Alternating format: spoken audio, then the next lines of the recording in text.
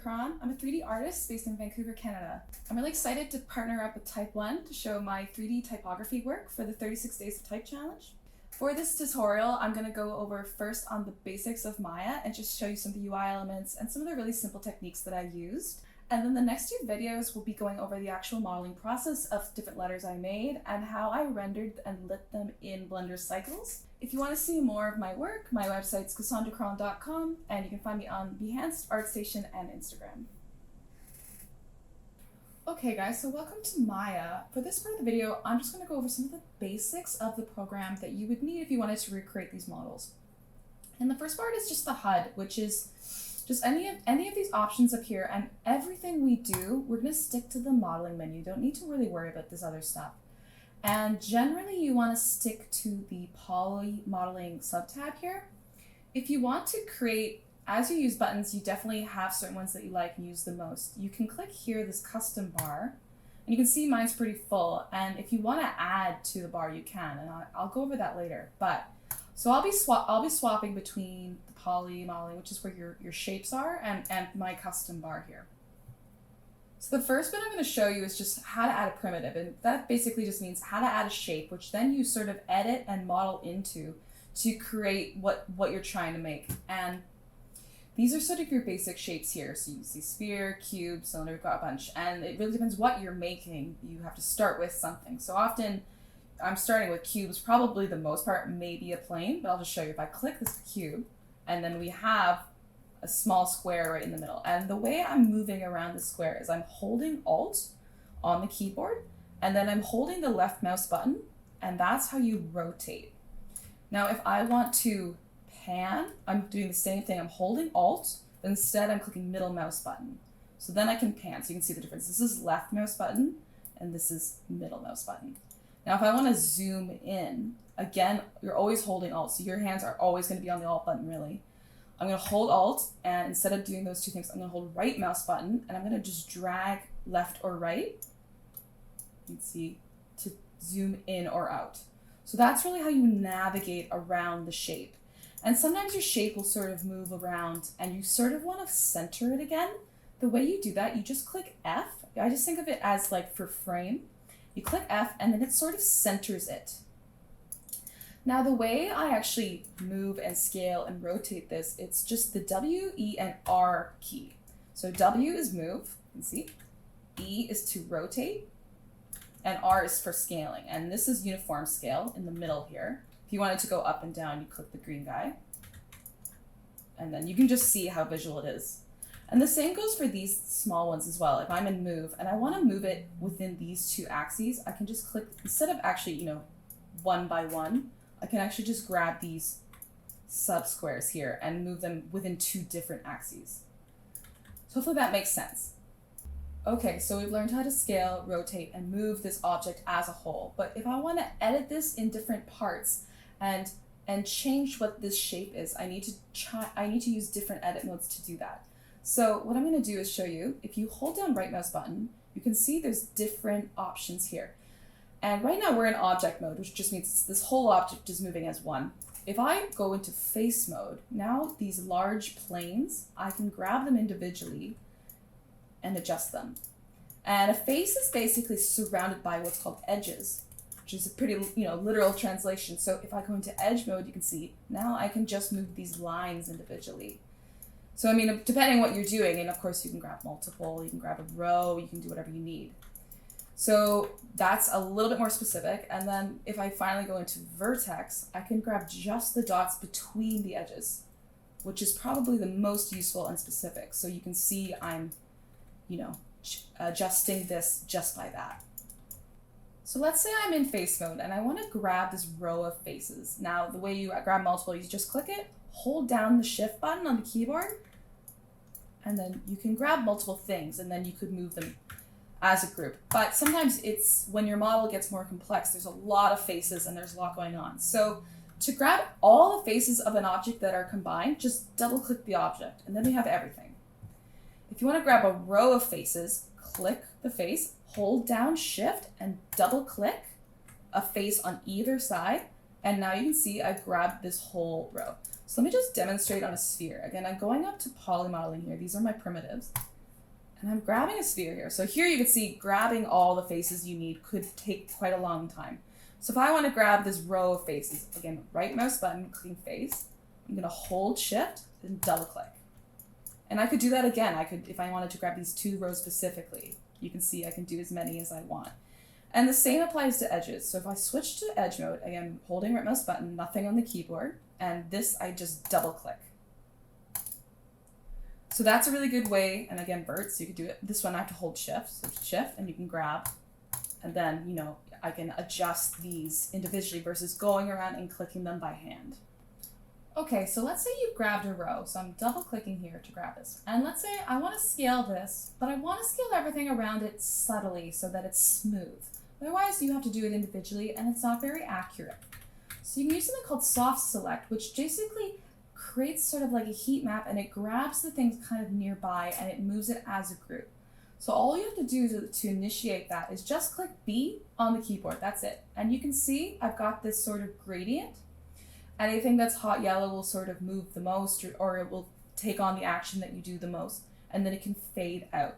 And you can adjust this gradient. I'm going to hold down B, and I'm going to just drag with my mouse left and right. You can see the gradients changing. So if I make it really small, it doesn't really do much. Again, holding down B, and with my left mouse button, I'm dragging to the right or the left, depending which way.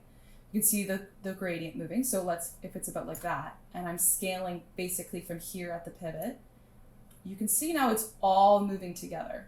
So this is really good when you need to make subtle changes, or you're in a phase where you have a lot of polys and you don't want to individually move verts or edges around on your own.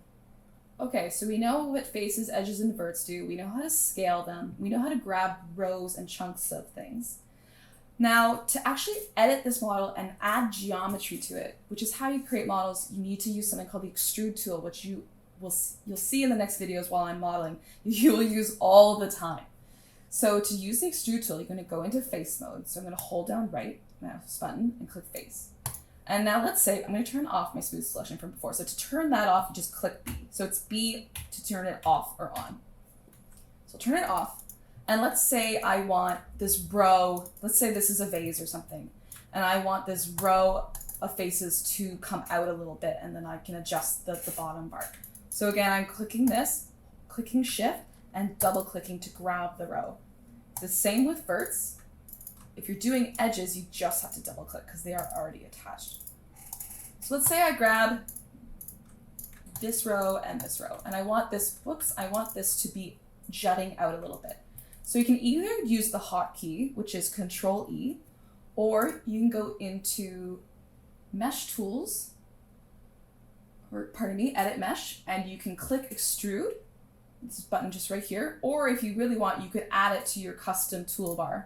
The way you do that is you find it in the menu, hold down Control and Shift and click it, and you can see it just added it here. So if you want to actually click the button, I actually already have it here, but you could add it. I always just click Control A because you do use it a lot. So let's just use the hotkey for now, but if you do want to click the actual button, it is there, or even just use the actual menu, you can. So I'm going to click Control E, and I'm going to get this small menu. Now, if I do this, it goes pretty quick. You can see I'm adjusting the thickness, basically how far it goes out or in. And you can go negative or positive, depending on what you're doing. So if I hold Control when I drag, and I'm just dragging this left to right with my mouse. If I hold Control while I'm doing that, it slows it down, which is nice because sometimes it is pretty subtle and you don't need it to be terribly strong. So let's say I'm going to bring this in a little bit, and I want these edges, I want it to be a little bit less tall. So that's what offset is for. Again, I'm holding Control just to have a bit more control over it. And you can see it goes in or out. Usually you're going in, but it really can depend. And you can see how much control you have on that, and how often this would probably be useful for creating really anything that you're modeling. So let's say we're making a vase. That's what this is going to become. So I don't need this top bit because the top of it should go inwards, obviously. So what I'm going to do is I'm going to grab this row of faces again, clicking the face, shift, and then double click, and that grabs the row. And I'm just going to click delete on the keyboard, and that deletes this. And then if I said, if you double click a mesh, anything that is attached, it will grab the things that are associated to that. So now, because I deleted this row, these are basically like two different pieces. So I'm gonna also delete this, and that's just an easy way to grab all these because now they're not attached by this row. So I'm gonna click delete there as well. And now let's pretend this is our vase. So what I'm gonna do is I'm actually gonna change my perspective mode. So if I click spacebar, now we're in this 4 screens here. This is perspective mode. Basically, I can move all the way around this. I can do anything I need. Sometimes it helps to go into what's called orthographic mode, where you can see from strictly the top or left or the right or the front or whatever it is. So for this instance, because I do want to be a little bit precise with this, I want to go into front mode. So I'm going to click F to focus, as you remember earlier. So that focuses the geo into the center of the screen. Now I click spacebar to get to this menu. I'm going to click that again with my mouse hovering on the screen that I'm looking for. So in this case, I want to go into, doesn't so much matter here. It could be front or side, but I usually just use front. So let's click spacebar again within this screen. And now you can see I've entered this mode. And if I hold Alt and left mouse button to rotate around the mesh like I showed you in the beginning, I can't actually break this mode because I'm only seeing it from one angle. So let's say this is my vase and I want this to be a little bit longer on the bottom. So it's a little bit of a skinnier vase. So again, to go into, I'm going to use vertices mode this time. So I'm going to hold right mouse button and click vertex. And you can, again, grab rows of verts. You can also just drag with your mouse, again, just left mouse button, and you can just grab the verts you want. And again, if I did this in perspective mode, you could see it wouldn't be very precise. There's a chance I could mess up and not click the entire row. So being in this front mode, it really gives you a lot more control. So let's say I'm gonna grab these first sort of 4-ish rows. And again, this is where that soft select is really helpful. So I'm gonna click B to go into that soft select, and I'm gonna adjust my radius a little bit, just so and this is a bit of a trial and error thing. Now I'm gonna click W for move. You can remember it's W is move, E is rotate, R is scale. Now I'll probably be doing a combo of these, but for now I'm gonna just move these down a bit, and I'm gonna scale them so that it starts to get a little bit longer. And now let's say at the bottom, I wanna scale this up. So we're making a vase. Now, I don't want this, because this started as a sphere, you can remember, these are rounded at the bottom, which looks a little bit weird. So I'm gonna click right mouse for faces, and I'm gonna grab this row, and you could also just grab them, you know, with our method of the shift double click, but I'm just gonna do this because I know exactly what I'm doing. I'm gonna click delete. And now we're sort of seeing our vase take shape, but I'm not quite happy with the silhouette. So I'm gonna go into, you can do face mode, edge mode, whatever you want. I think I'm gonna do edge mode this time. And I'm gonna lower my soft select a bit. So I'm gonna hold B again, drag with my left. You can drag either way to change. And I'm gonna just drag it down a little bit. And I'm gonna scale this down. And you can see the shape, and you can just kind of go back and forth. You could use a reference image to really make this precise. But you can see I'm basically just creating my shape. And I actually might just turn soft select off now. Oops. And scale this down. And you can see it's starting to sort of create the form that you want. This, you could use this method for so many things. I could imagine using this for a barrel or anything, but for this demo, I'm just gonna kind of create this little low poly vase here. This is probably a little bit. So let's just bring this up. And you can see like you'll get really comfortable with the hotkeys, with the, you know, the WER and the soft select and everything, and the holding the right mouse button to get to the, to get to the different editing modes. And you can really see this is a sort of a little chunky vase here, but it is kind of slowly coming together. Okay, so we've got our vase here. I've just sort of played with the proportions a little bit and, you know, just sort of chunked it up into certain areas. Now, let's say you're making this and you're realizing some of the edges you're using are a little sharp. You can see how sharp this is here, right? If I turn this off, it's pretty harsh. So something that you'll use a lot is called the Bevel Tool, which basically splits two edges to kind of average them out, and it softens the silhouette. So you can see this is almost a 90-degree angle. It's quite sharp. Now, if I go into edge mode, holding right mouse button, and I drag up to edge, I double click this loop. Now, you can either use the sort of quick menu, which is I'm holding shift, and then I'm holding right mouse button, and you get sort of like this quick menu, which is everything is up in these mesh tool menus, or you could add them to your custom bar if you want. And when I started out, that was probably an easier way to go. But as you get comfortable, you'll start to use this menu a lot to save time. Now, whatever way you want to do it, you want to find the bevel edge button, which is, let's find it here, edit mesh, and it's just here, bevel. So a lot of the stuff you'll use is under the edit mesh menu here. Either way, you're going to click it, and then you're going to click bevel, and you can see how it splits it. And it's just like the extrude tool where we have control about how far it is. So again, the fraction is just the distance. And again, if you hold control, when you're dragging on fraction, you have a little bit more control over how fast it goes. And then you can also change the segments. So depending what you're doing, you can add more segments to smooth it out even more. Now for this, we probably only need one, maybe two if we wanted. And you can see the difference. You can see how much smoother this is. Remember how harsh it was. And again, we maybe could have gone with one more segment, but it doesn't really matter. Whoops. But you can really see the difference in how sharp it goes. And that's just something, as you basically refine the model and create the silhouette, you're going to start using the bevel tool to sort of soften out the areas that need it the most. So if this was me, I might soften this one. The rest of it looks maybe okay. Maybe I would do this guy here, but you can see the difference. Actually, this guy looks like he might need it. So I would double click and I'm going to click bevel. And again, I'm just going to control it and kind of zoom out there. And you can see how much control you have. And you could really change the silhouette a lot, but you want to start the model out pretty big and chunky and basically refine it as you go. Now let's say you want to add lines to your mesh. There's a few ways to do this, but I'm going to show you what's called the Multicut Tool, which is something I'll use a lot in my next few videos. And it's just a way to add geometry into the model. So it looks like this little knife here. And again, if you hold down Shift and click right mouse button, it's right here. So it's really quick to use from this menu, but if you don't feel comfortable with that menu, you can also go into this mesh tool menu here, and it's just right here. It's called Multicut. So if I click that, I have this little knife thing, and you can actually cut into the faces if you wanted. If you wanted this little like triangular pattern, you could do that. And the way to get out of this, once you've created your selection, is just click the right mouse button, and then it adds these lines for you. And you could do this if you need, for whatever you want. This is really good for like more organic shapes if you want. Another good use for it, which is something I use quite a lot, is if I am in the Multicut menu and I hold down Control, you can see now I can add these loops. And you get a lot of options for this. And so let's say I decide I want an extra loop here and I just want to add it really quickly. This is a really quick way to do that.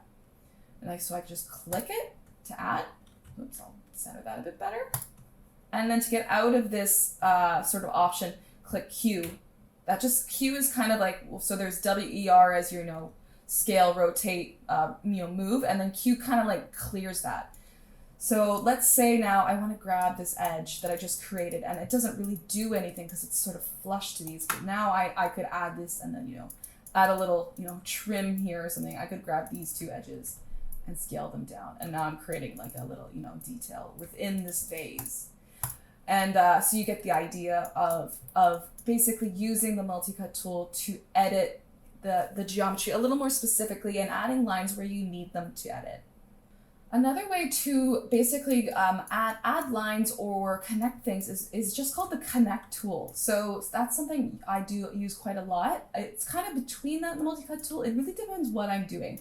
So let's say I'm in vert mode, again, holding right mouse button, and I want to connect these verts and create that kind of triangle pattern. I could do like I just did and use the Multicut tool to cut them in literally, or I can use the Connect tool. So I'm just going to hold Shift, right mouse button, and you can see this Connect tool. And basically it will just, any of the verts I grabbed, it will connect it to the next available vert within that face. So that's another way to go about if you need to start adding, specific lines within the shapes. And there's not really a pro and con to either. I probably use the Multicut tool more, but it really just depends on the model that you're making. Okay, so we've learned a few things. We've learned how to create these different silhouettes, how to adjust things with soft select. Now, if I click off this model, you can see some of the shading looks a little weird. this edge that we threw in here, it's not really reading. It looks really soft and kind of lumpy, and that's not great.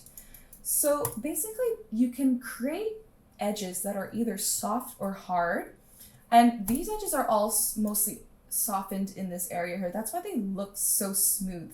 But we want to keep this line tougher so that it creates that supporting edge, and it holds the line. So there's a few ways to do this, but probably the easiest way is to grab this edge. I'm going to grab all three.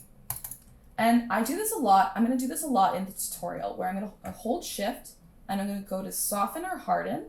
And I want to make those edges hard because I want to make them really crisp and they don't sort of conform to the softness of the shape. So if I click harden edge, you can see what a difference that makes. So just to show you the before, that's before. And then I'm holding edge. And you can really see how the silhouette changes, and that's really good for getting those harsh lines. So here I would probably do it too. These are probably a little bit too soft, and you can see now it's really holding the shape better that I created. And you know, the silhouette is reading a lot better already. Now this line is a little harsh, this one I just created, so I would probably bevel these. Again, you're just going into edge mode, and then either going into mesh tools or using the hotkey menu, which is holding shift and right mouse button, and I would probably click bevel. Now if I bevel this, I lose, you can see now these are harsh. And I want this guy in the middle to be hard, but now I don't like how extreme this is. So these edges I just beveled, I would probably soften those. So I'm going to click edge for these four, hold shift, right mouse button, go into soften.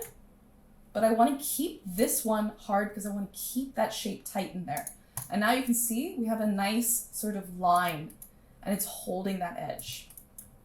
Okay, we have an okay shape here. You can see our edges, we've kind of went through there and softened some. I should probably soften this guy. This is from that bevel earlier. So basically you want your edges to be soft except for these support edges in here. So these two guys should be hardened because they're sort of the edge of this line. And you can, yeah, so you can see that silhouette sort of maintains. Now the issue we have is we have a massive hole obviously up here because this was, remember, the top of our sphere that we deleted because we didn't need that rounded top. So the way to, basically, you can create geometry within a gap is I'm going to go into edge mode, and I want to close this or bring an edge in. And this is almost like a quick way to extrude, but from an edge, not a face. So I'm going to go into scale, and I'm going to hold down shift, and you can see that little extrude button. Now you could click the extrude button from the menu if you want, but it's a lot easier if you do it this way, I find. So I'm going to hold shift, and I'm going to drag in like I'm scaling. So if I was just grabbing this and scaling, you know, it would just move. But because I'm holding shift, it creates that extrude. And now I could bring this in. And I do this a lot where I'll just basically create the shape by doing this a few times. And then I could holding shift and drag it down. Now I'm not holding shift because I just want to scale the edge. So holding the shift kind of creates the extrude hotkey here. You can see the difference, me turning it off and on. So I could, you know, bring this in a few times. And I'm just kind of closing up this vase so that if, you know, you saw it from here, it wouldn't be an empty gap. Now we want to fill this gap here. I mean, we could probably leave it, but there's times where you're going to have a gap like this and you want to seal it up. So there's a few ways to go about it, but you could use the fill hole button, which is under mesh, just mesh here, not edit mesh, just mesh. There's this fill hole button, which is also available in the quick menu, but I'll just click it here. And you can see it just caps it. Now you could also use our extrude, holding shift, grabbing the edge, holding shift and scaling in. And then we could merge these edges to the center. So to do that, I'm holding shift and right mouse button, again, to get to this quick menu that we've been using. And up here, remember before we used this to get to multi-tool and we used it for the bevel? You could click, merge collapse edges, drag up to it. And there's a few different options here, but we're going to do merge edges to center. So that's just going to bring them all into the middle. And you can see it just seals it for us. And there's different uses for using the fill hole versus this. I find this is probably a little easier and I've gotten more used to using it that way, but it's up to you. But that's the way you sort of close gaps in geometry, which we could do down here, but this will likely be sitting on a plane or something, so we don't really need to worry about that. Okay, so we kind of have our little vase, so hopefully some of those techniques help to show how we went from a cylinder to, you know, a cute little sort of planter here. And that's really all it is models just starting, again, from this poly modeling, you're just starting from different primitives. So you can see there's a big variety. So if you're making a pipe or something, this might be a good start. And obviously the sphere was good for this. Maybe if you're making something definitely a little more rigid, you want to start with a cube. And there's tons of stuff you can do. I definitely start with a plane a lot. So that's just a plane here, and you have as many segments as you want. And it just really depends what you're making. And in the next few videos, you'll see me grabbing a lot of these primitives, and you're just adjusting, you're going in, and you're just adjusting edges, faces, and verts. So you can see the different ones again. And that's really all it is. And it's just, adding those details to your models and creating, shapes that look like something that, could exist in the real world. So it's really fun. And I hope you enjoyed this sort of intro to Maya thing. And stay tuned, because I'm going to actually create some models based on the 36 Days of Type challenge that I competed in this year, and just show you how I actually created the models and how I rendered them out and lit them and created the final images for that submission. So my name again is Kassy Krahn. I'm a 3D artist based in Vancouver, and I hope you enjoyed the tutorial.